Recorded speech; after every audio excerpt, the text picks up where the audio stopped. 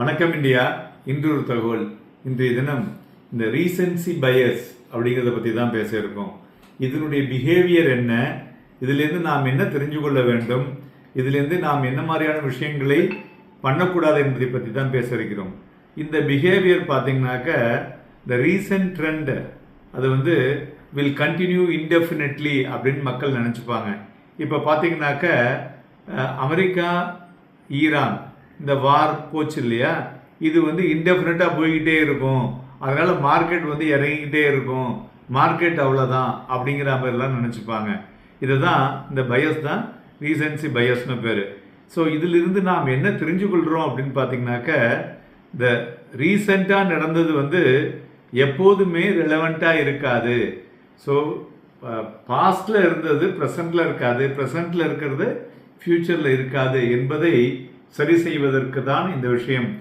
ஏன்னாக்க நம்மளுடைய மூளை பார்த்தோம்னா நேச்சுரலாக ரிமெம்பர் என்னாக்கும், நேத்திக்கு என்ன நடந்தது அப்படிங்கிறது தான் ஞாபகம் வச்சுட்டு இருக்கோம்.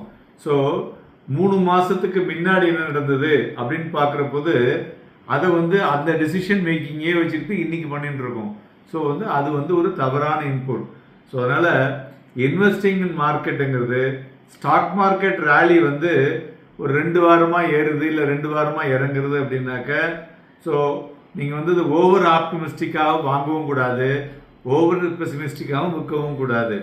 ஏன்னாக்க வாலட்டைல் வே ஆஃப் ஆக்டிவிட்டி எப்போதும் இருக்க தான் செய்யும்.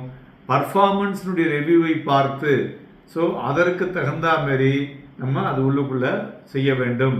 தென் அடுத்தது இது எப்படி நம்ம மார்க்கெட்டில் பார்த்தீங்கன்னாக்க ஒரு மார்க்கெட் ஒரு லாஸ்ட் 1 மாதமாக விழுந்துட்டு இருக்குன்னு வச்சுங்களேன். So it will keep falling அப்படிங்கிற மாதிரியான ஒரு கன்க்ளூஷனுக்கு வரக்கூடாது அப்படிங்கிறது தான் இந்த பயஸ் மூலிமா நம்ம தெரிஞ்சு கொள்ள வேண்டியது. ஸோ இதை எப்படி ஹவு டு பீட் இட் அப்படின்னு பார்த்தீங்கன்னாக்க ஒரு பெரிய பிக்சர், ஒரு இன்டர்நேஷ்னலி ஜூம் பார்த்தீங்கன்னாக்க ஒரு லாங் டேர்ம் டேட்டா, ஒரு 1 இயர்லேருந்து 5 இயர் டேட்டாவை வைத்து பார்க்க வேண்டும். அதேமாரி we think long term through the cycles, not the headlines. புரிஞ்சுதா? ஸோ அதனால் நம்மளுடைய ஹெட்லைன்ஸை வச்சு இன்வெஸ்ட் பண்ணுவதை தவிர்க்க வேண்டும், வாங்குவதோ விற்பதையோ. நன்றி, வணக்கம்.